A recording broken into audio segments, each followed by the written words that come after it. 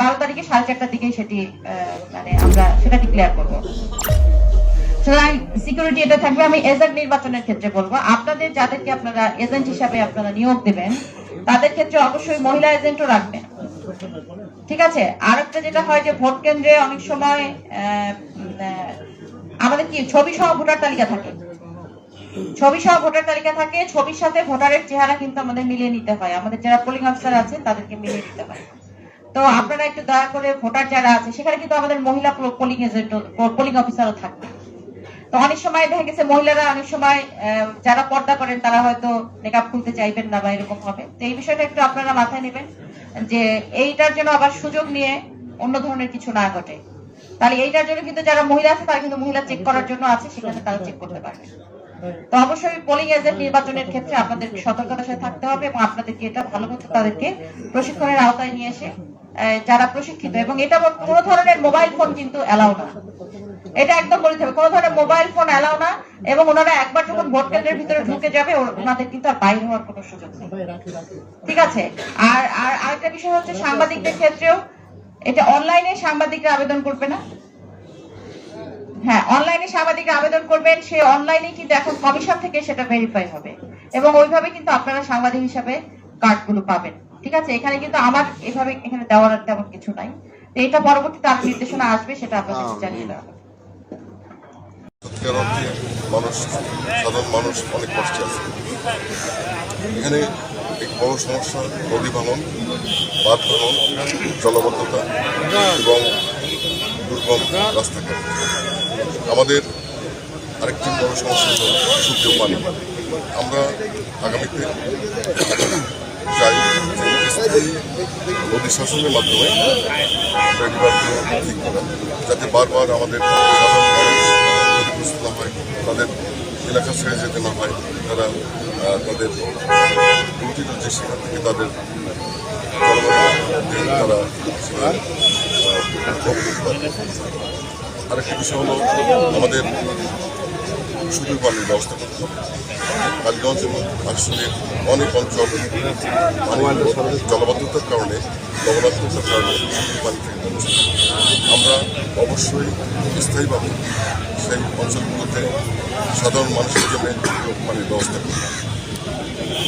আপনারা জানেন আসলে রাস্তাঘাট অত্যন্ত দুর্গম, অনেক খারাপ অবস্থা আছে, বাচ্চারা স্কুলে যেতে পারেন না, অসুস্থ রোগীরা হাসপাতালে যেতে পারেন না, আর্থিক অবস্থা উন্নত হচ্ছে না রাস্তাঘাটের জন্য।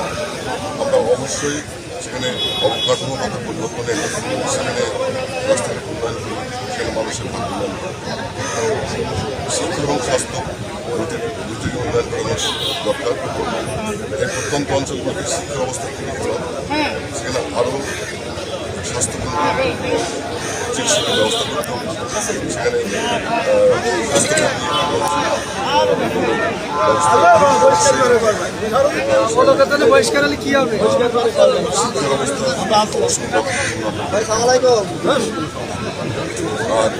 আমরা মনে করি যে আমরা চ্যালেঞ্জ না, সাধারণ মানুষকে নিয়ে, মেহনতি মানুষকে নিয়ে, মজদুর মানুষকে নিয়ে, হিন্দু মুসলমান সবাইকে নিয়ে আমরা এই সমস্যার সমাধান করি। একটি কথা বলতে চাই, এই আসনে এবং কালীগঞ্জে অনেক সন্তানের ভাইয়েরা তারা একটি সবসময় একটু হতাশা থাকেন, ভীত সন্তুষ্ট থাকেন, তাদের উপরে অনেক সময় আমরা সবাইকে নিয়ে তারা যাতে নিরাপদে থাকতে পারে, আমাদের হিন্দু ভাই বোনেরা যাতে হুমকির সম্মুখীন হয়, চাঁদাবাজের আরেকটি বড় বিষয় সন্ত্রাস, চাঁদাবাজি, ঘেট দখল, ঢাল দখল, মাঠ দখল,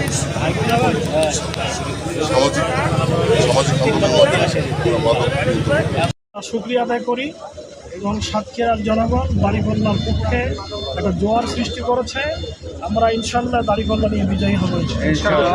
4 আসনের বিষয়ে আপনি সাতক্ষীরার 4টি আসনেই আলহামদুলিল্লাহ আমরা জামাত ইসলামীর পক্ষে 10 দলীয় জোটের পক্ষে জামাত ইসলামীর সমর্থিত যে প্রার্থী তাদের সকলের নির্বাচনী অবস্থা ভালো এখনো পর্যন্ত আমরা মনে করছি যে আমরা সুষ্ঠু এবং সুন্দর নির্বাচন হবে আশা করি, এবং সুষ্ঠু সুন্দর নির্বাচন হলে আমাদের 4 জন প্রার্থী বিজয়ী হবেন, জয়লাভ করবেন।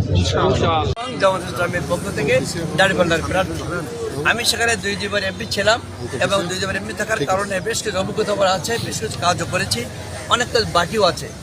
আশা করছি আগামীতে আল্লাহ যদি আমাকে তৌফিক দেন, আমি উপকূলীয় সবচেয়ে বড় সমস্যা বেড়িবাঁধ, মানুষের আশ্রয় কেন্দ্র নির্মাণ করা, চলাচলের ব্যবস্থা করা, ফেরিঘাট সহ ব্যবস্থা করা, স্বাস্থ্যসেবার ব্যবস্থা করা, বিশেষ করে পানি জলপানের খুবই কঠিন অবস্থা। নোনামাটি ছাড়া আমাদের ওখানে প্রায় নাই।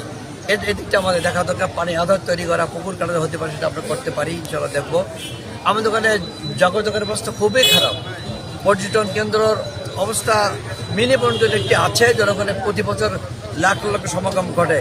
যদি আমরা ভালো মানের পর্যটন করতে পারি সুন্দরবনের মধ্যে, তাহলে এখানে ভালো একটা কেন্দ্র তৈরি হবে, মানুষের কর্মসংস্থান তৈরি হবে, আমি বিশ্বাস করি।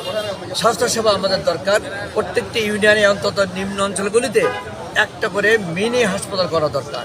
কেননা এমন কিছু ইউনিয়ন আছে নদীমাতৃক এলাকা, দ্বীপ এলাকা, সেখান থেকে বিশেষ করে মেয়েদেরকে, প্রেগনেন্ট মেয়েদেরকে সদরে আসতে, রাতে দিনে আসতে খুবই কষ্ট হতে ব্যাপারে। মানুষের পথে প্রেগনেন্ট বাচ্চা প্রসব হয়ে যেতে পারে। এই জন্য আমাদের প্ল্যানের মধ্যে আছে প্রাথমিক পর্যায়ে আমরা ওখানে হাসপাতাল তৈরি করে জনগণের সেবা আমরা দিতে চাই। শিক্ষা ব্যবস্থা আমাদের ওখানে মোটামুটি চলছে, সেগুলিকে অনেক স্কুল আছে এখনও, সেগুলো উন্নয়ন হতে আসেনি। এদিকটা আমরা দেখবো ইনশাল্লাহ। কৃষি বিভাগটা থেকে নজর দেওয়া দরকার। চিংড়ি এবং কাঁকড়া একটা আমাদের বড় একটা